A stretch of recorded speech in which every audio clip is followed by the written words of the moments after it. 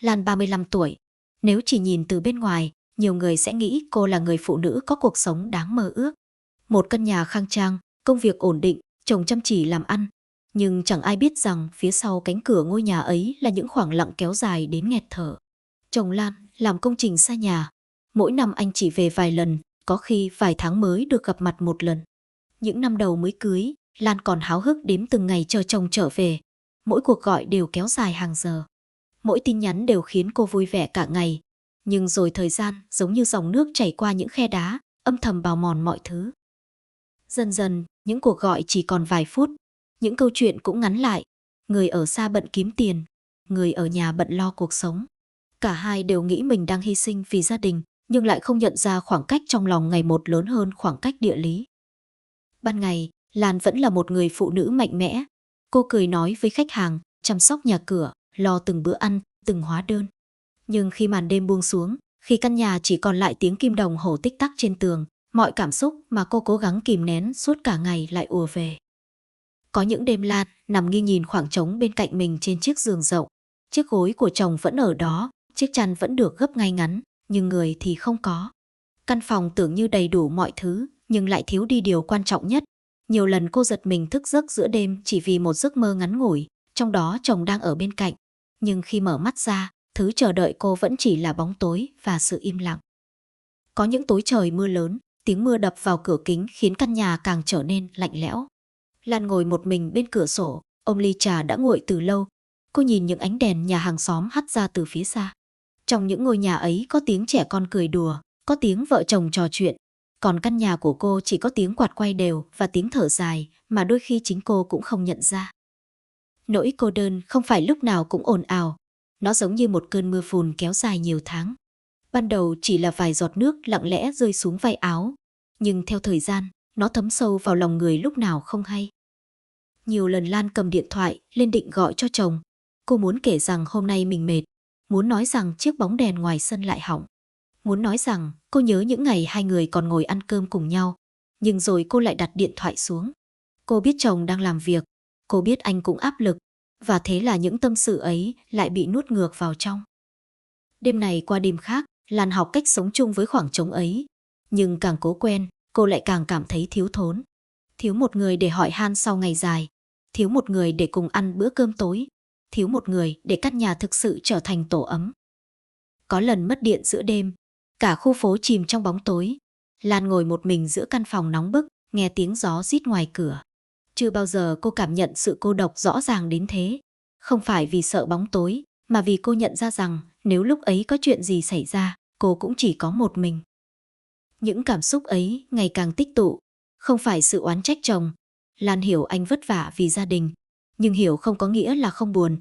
Thông cảm không có nghĩa là không cô đơn. Rồi một ngày đầu hè, khi cái nắng phủ vàng cả con hẻm nhỏ, tiếng chuông cổng vang lên như mọi lần. Lan bước ra nhận đơn hàng mà mình vừa đặt trên mạng. Ngoài cổng là một chàng trai mặc đồng phục giao hàng, gương mặt lấm tấm mồ hôi dưới cái nắng gay gắt. "Chị Lan phải không ạ?" Lan khẽ gật đầu. Chàng trai mỉm cười, đưa gói hàng về phía cô. Nụ cười ấy rất bình thường. Cuộc gặp ấy cũng rất bình thường. Nhưng vào thời điểm mà cuộc sống của Lan chỉ toàn những ngày giống hệt nhau, đôi khi một sự xuất hiện bình thường cũng đủ để tạo nên một thay đổi mà không ai ngờ tới. Và cô không biết rằng từ khoảnh khắc ấy, những ngày tháng buồn tẻ của mình sắp có thêm một người để trò chuyện, một người để lắng nghe, và một câu chuyện mà nhiều năm sau nhớ lại, cô vẫn không thể nào quên. Sau lần trú mưa hôm ấy, mọi thứ giữa Lan và Nam dường như vẫn như cũ, nhưng trong lòng cả hai đều biết có điều gì đó đã thay đổi. Không phải một lời hẹn hò, không phải một lời tỏ tình, mà chỉ là cảm giác quen thuộc mỗi khi nhìn thấy nhau. Những ngày tiếp theo, mỗi lần điện thoại báo có đơn hàng sắp giao đến, Lan vô thức nhìn ra cổng nhiều hơn. Đôi khi chính cô cũng không hiểu mình đang chờ món hàng hay đang chờ người mang món hàng ấy tới. Nam vẫn đều đặn xuất hiện trên chiếc xe máy quen thuộc. Có hôm trời nắng gay gắt, mồ hôi thấm ướt lưng áo. Có hôm gió mùa về lạnh buốt, đôi bàn tay anh đỏ lên vì chạy xe ngoài đường suốt nhiều giờ. Nhưng lần nào đến nhà Lan, anh cũng giữ nguyên nụ cười hiền lành ấy. "Chị ăn cơm chưa? Còn em thì chắc phải chiều mới ăn được." Những câu hỏi đơn giản dần trở thành thói quen. Có lần Lan mua một chiếc kệ nhỏ về lắp trong nhà. Thùng hàng khá nặng. Thấy cô loay hoay kéo vào sân, Nam liền bước tới phụ giúp. Trong lúc cùng nhấc chiếc thùng lên bậc tam cấp, bàn tay hai người vô tình chạm vào nhau trong thoáng chốc. Chỉ là một va chạm rất bình thường, rất nhanh, nhưng cả hai đều khựng lại một nhịp rồi giả vờ như không có chuyện gì xảy ra. Lan quay mặt đi trước. Nam cúi xuống chỉnh lại thùng hàng. Không ai nói gì. Nhưng sự im lặng ấy lại khiến cả hai nhớ rất lâu. Những lần gặp sau đó, họ bắt đầu nói chuyện nhiều hơn. Nam kể về những con đường anh đi qua mỗi ngày, về những khách hàng khó tính, về những hôm chạy xe dưới mưa từ sáng đến tối. Lan kể về khu vườn nhỏ trước sân, về việc bán hàng online, về những ngày dài tưởng như chẳng có gì mới mẻ. Điều kỳ lạ là những câu chuyện rất bình thường ấy lại khiến thời gian trôi nhanh hơn. Có hôm Nam giao hàng xong vẫn đứng dưới hiên thêm vài phút để uống cốc nước Lan mang ra. Có hôm Lan đang tưới cây ngoài sân, nhìn thấy chiếc xe giao hàng quen thuộc từ đầu ngõ là trong lòng đã có một niềm vui nhỏ khó giải thích. Rồi một chiều cuối thu, trời bất ngờ đổ mưa lớn. Nam vừa giao hàng tới nơi thì mưa như trút nước. Lan mở cổng gọi anh vào trú mưa.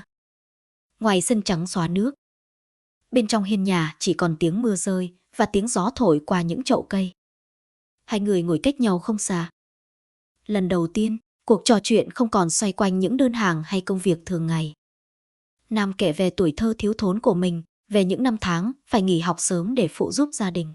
Lan kể về cuộc hôn nhân của mình, không phải bằng sự trách móc, mà bằng những khoảng lặng chất chứa nhiều cảm xúc.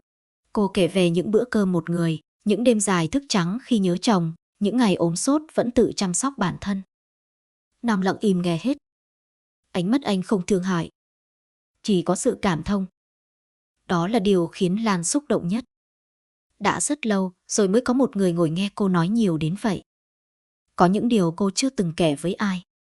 Có những cảm xúc cô luôn giấu kín sau nụ cười. Vậy mà hôm ấy, giữa tiếng mưa rơi ngoài hiên, cô lại có thể nói ra một cách tự nhiên. Từ ngày đó, mỗi lần gặp nhau, cả hai đều cảm nhận rõ sự gần gũi đang lớn dần lên. Không ai cố ý tiến thêm một bước. Nhưng cũng không ai phủ nhận sự hiện diện của đối phương đã trở thành một phần quen thuộc trong cuộc sống của mình. Lan bắt đầu chăm chút hơn cho khu vườn trước sân vì biết Nam thường khen những chậu hoa cô trồng rất đẹp. Nam đôi khi chọn tuyến đường giao hàng sao cho có thể ghé nhà Lan sớm hơn một chút khi có đơn. Những điều nhỏ bé ấy âm thầm diễn ra mà không cần ai nói thành lời. Thế nhưng càng gần gũi, Lan càng cảm thấy mâu thuẫn trong lòng. Cô hiểu rằng cảm giác mình đang có không đơn giản chỉ là sự quý mến. Nhưng cô cũng hiểu rất rõ giới hạn mà mình không được phép vượt qua. Nam dường như cũng nhận ra điều đó. Mỗi khi cảm thấy khoảng cách giữa hai người đang trở nên quá gần, anh lại chủ động giữ sự chừng mực cần thiết. Chính sự tôn trọng ấy lại khiến Lan càng trân quý anh hơn. Một người đàn ông có thể bước tới rất gần nhưng vẫn biết dừng lại đúng lúc. Một người xuất hiện trong những ngày cô đơn nhất nhưng không lợi dụng sự yếu lòng của cô. Và cũng chính từ những cuộc gặp gỡ tưởng chừng bình thường ấy, Lan bắt đầu nhìn lại cuộc sống của mình. Cô nhận ra điều khiến cô đau lòng bấy lâu không phải vì thiếu thốn vật chất mà vì thiếu sự sẻ chia. Cô không cần một người khác thay thế chồng mình. Điều cô cần là được lắng nghe, được quan tâm, được cảm nhận rằng những cảm xúc của mình vẫn có ý nghĩa đối với ai đó. Còn Nam cũng dần hiểu rằng tình cảm đẹp nhất đôi khi không phải là chiếm hữu hay giữ lấy. Có những người bước vào cuộc đời nhau để giúp nhau vượt qua một giai đoạn khó khăn, để nhắc nhau nhớ rằng mình vẫn xứng đáng được quan tâm và thấu hiểu. Và giữa những ngày mưa nắng của cuộc đời, đó đã là một điều vô cùng quý giá. Sau những lần trò chuyện dưới mái hiên, Lan và Nam bắt đầu gặp nhau không chỉ vì những đơn hàng nữa. Ban đầu chỉ là những cuộc gặp rất ngắn, một ly cà phê ở quán nhỏ đầu phố, một lần tình cờ đi chợ gặp nhau rồi ngồi lại nói chuyện thêm vài phút. Cả hai đều tự nhủ rằng đó chỉ là những cuộc trò chuyện giữa hai người bạn. Nhưng càng ngày, họ càng nhận ra mình đang dành cho nhau nhiều thời gian hơn mức bình thường. Có những buổi chiều Lan ngồi một mình trong nhà, nhìn chiếc điện thoại rồi lại đặt xuống. Cô biết mình không nên mong chờ một tin nhắn từ Nam. Nhưng rồi khi màn hình sáng lên với một lời hỏi thăm đơn giản, trong lòng cô lại xuất hiện niềm vui mà đã rất lâu rồi cô không còn cảm nhận được. Nam cũng vậy. Sau những ngày chạy xe khắp nơi, anh nhận ra người đầu tiên mình nghĩ đến khi có chuyện vui hay chuyện buồn lại là Lan. Điều đó khiến anh nhiều lần cảm thấy bối rối. Anh hiểu hoàn cảnh của cô, anh hiểu những giới hạn cần phải giữ, nhưng cảm xúc đôi khi không vận hành theo những điều con người hiểu được. Những cuộc gặp riêng bắt đầu nhiều hơn. Họ nói về tuổi trẻ, về những ước mơ chưa thực hiện được, về những điều khiến mình tiếc nuối. Mỗi lần ngồi đối diện nhau, thời gian dường như trôi nhanh hơn bình thường. Cả hai đều tìm thấy ở đối phương một sự đồng cảm mà cuộc sống lâu nay đã lấy mất. Nhưng càng gần gũi, Lan càng cảm thấy áp lực trong lòng. Mỗi khi trở về căn nhà của mình sau một cuộc trò chuyện với Nam, cô lại đứng rất lâu trước cánh cửa. Cô tự hỏi liệu mình đang tìm kiếm điều gì? Một tình yêu mới? Hay chỉ là cảm giác được quan tâm mà mình đã thiếu quá lâu? Nhiều đêm cô không ngủ được. Những suy nghĩ trái ngược liên tục xuất hiện. Một bên là cảm xúc chân thành dành cho người luôn lắng nghe mình. Một bên là gia đình, là những lời hứa năm xưa, là người chồng vẫn đang vất vả ở nơi xa. Nam cũng không khá hơn. Có lần anh định chủ động cắt đứt liên lạc để mọi chuyện dừng lại. Nhưng rồi khi nhìn thấy cuộc gọi từ Lan, anh lại không đủ cứng rắn để từ chối. Cả hai đều biết mình đang đứng trước một ranh giới mong manh. Không phải ranh giới của khoảng cách địa lý, mà là ranh giới của cảm xúc. Rồi một ngày, trong một cuộc trò chuyện kéo dài hơn thường lệ, cả hai cùng im lặng rất lâu. Không ai nói ra điều gì đặc biệt, nhưng họ đều hiểu rằng mối quan hệ này đã không còn đơn thuần như lúc ban đầu. Chính khoảnh khắc ấy khiến Lan giật mình nhận ra mình đang đi quá xa trong cảm xúc. Cô không muốn trở thành người làm tổn thương người khác. Nam cũng không muốn trở thành nguyên nhân khiến một gia đình rạn nứt. Lần đầu tiên sau nhiều tháng thân thiết, cả hai quyết định giữ khoảng cách. Những tin nhắn ít dần. Những cuộc gặp cũng thưa dần. Khoảng thời gian ấy không hề dễ dàng. Nhưng nó cho họ cơ hội nhìn lại mọi thứ một cách tỉnh táo hơn. Lan nhận ra điều cô thiếu không phải là một người đàn ông khác, mà là sự kết nối trong chính cuộc hôn nhân của mình. Còn Nam hiểu rằng có những tình cảm dù chân thành đến đâu cũng không phải lúc nào nên tiếp tục. Tình cảm giữa họ vì thế trở thành một ký ức đặc biệt, một mối duyên đến không đúng thời điểm, đủ sâu sắc để nhớ, nhưng cũng đủ tỉnh táo để dừng lại trước khi gây ra những tổn thương không thể sửa chữa. Và chính sự lựa chọn ấy đã khiến câu chuyện của họ mang theo nhiều tiếc nuối, nhưng vẫn giữ được sự tôn trọng dành cho nhau đến tận sau này. Lan đã nghĩ rằng khi quyết định giữ khoảng cách với Nam, mọi thứ rồi sẽ dần trở lại như cũ.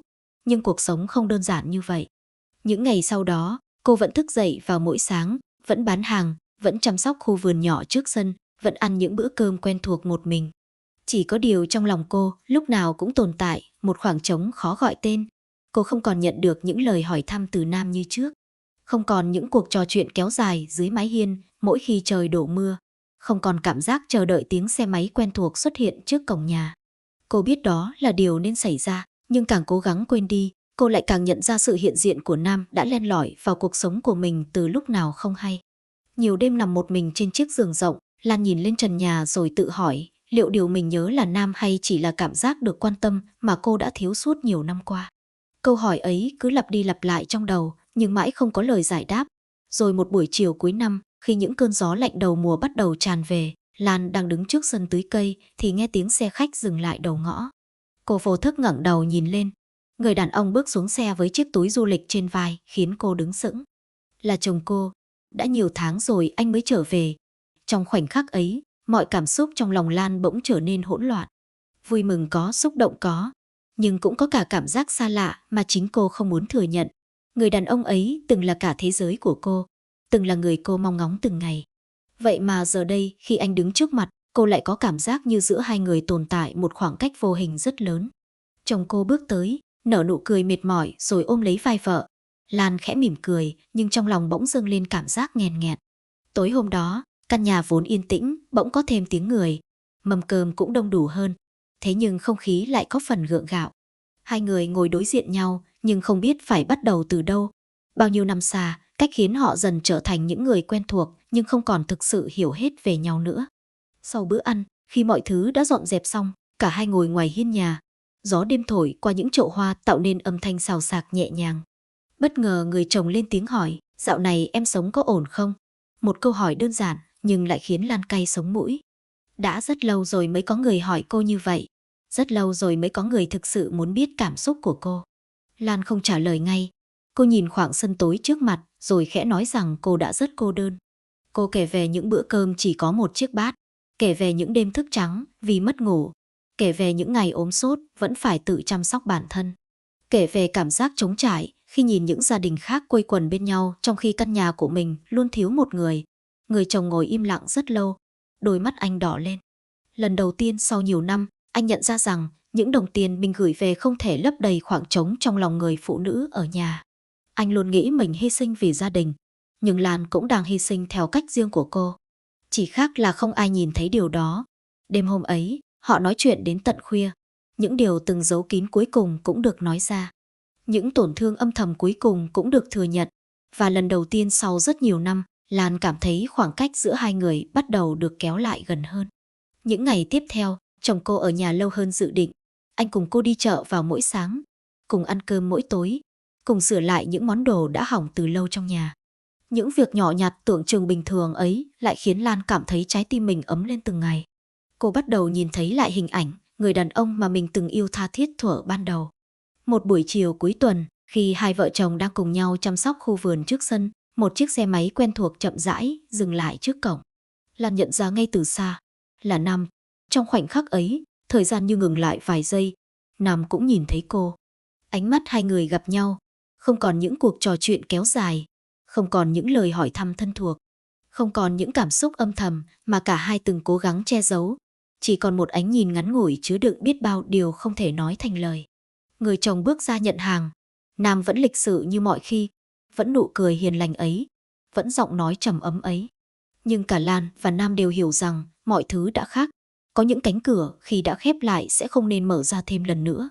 Sau khi giao hàng xong, Nam khẽ gật đầu chào rồi quay người bước đi. Lan đứng nhìn theo bóng anh khuất dần cuối con ngõ nhỏ. Trong lòng cô bỗng dâng lên một cảm giác khó tả. Không phải đau khổ, không phải tiếc nuối, mà là sự biết ơn. Biết ơn vì trong những tháng ngày cô đơn nhất của cuộc đời, đã có một người xuất hiện để lắng nghe cô, để giúp cô hiểu điều mình thực sự cần. Nam không đến để thay thế ai. Anh chỉ là người xuất hiện đúng lúc để giúp cô nhận ra rằng thứ mình thiếu không phải một tình yêu mới, mà là sự kết nối đã mất trong chính cuộc hôn nhân của mình. Lan hít một hơi thật sâu rồi quay trở lại bên chồng. Người đàn ông ấy đang cặm cụi chăm sóc những chậu hoa dưới ánh nắng cuối ngày. Cô bước tới đứng cạnh anh, và lần đầu tiên sau rất nhiều năm, cô cảm thấy mình thực sự muốn cùng người đàn ông ấy đi tiếp chặng đường còn lại của cuộc đời. Có những người đến rồi đi như một cơn gió thoảng qua, có những người ở lại dù năm tháng làm họ xa cách. Và đôi khi, điều quý giá nhất không phải là người khiến trái tim rung động nhất, mà là người sẵn sàng cùng ta vượt qua mọi biến cố để ở lại đến cuối cùng. Vậy là câu chuyện của Lan, Nam và người chồng xa nhà cũng khép lại. Không có những lời hứa hẹn ngọt ngào, không có những cái kết đầy kịch tính, nhưng lại để lại cho chúng ta rất nhiều suy ngẫm. Đôi khi trong cuộc sống, điều khiến một người phụ nữ cảm thấy cô đơn không phải là thiếu tiền bạc hay vật chất, mà là thiếu một người thật sự lắng nghe và thấu hiểu. Và điều khiến một cuộc hôn nhân dần xa cách không phải vì hết yêu, mà vì hai người đã quá lâu không còn chia sẻ với nhau những điều chất chứa trong lòng. May mắn cho Lan là cô đã kịp nhận ra điều mình thực sự cần trước khi mọi thứ đi quá xa. May mắn cho người chồng là anh đã kịp quay về để cứu lấy hạnh phúc gia đình mình. Và cũng may mắn cho Nam khi anh đủ tỉnh táo để dừng lại đúng lúc, giữ lại sự tôn trọng dành cho bản thân và cho người mình quý mến. Còn bạn thì sao? Nếu đặt mình vào hoàn cảnh của Lan, khi phải sống cô đơn trong nhiều năm và gặp được một người luôn quan tâm, lắng nghe mình mỗi ngày, liệu bạn có giữ được lý trí hay không? Theo bạn, ai là người đáng thương nhất trong câu chuyện này, Lan, người chồng hay Nam? Hãy để lại ý kiến của bạn dưới phần bình luận để chúng ta cùng trao đổi và lắng nghe những góc nhìn khác nhau. Nếu bạn yêu thích những câu chuyện tình cảm đời thường, những câu chuyện về hôn nhân, gia đình và những ngã rẽ của cuộc sống, đừng quên nhấn thích, đăng ký kênh và bật chuông thông báo để không bỏ lỡ những câu chuyện tiếp theo. Cảm ơn bạn đã dành thời gian lắng nghe. Chúc bạn và những người thân yêu luôn biết trân trọng nhau khi còn có thể. Bởi đôi khi điều hối tiếc nhất không phải là đã yêu sai người, mà là đã vô tình bỏ quên người từng yêu mình nhất.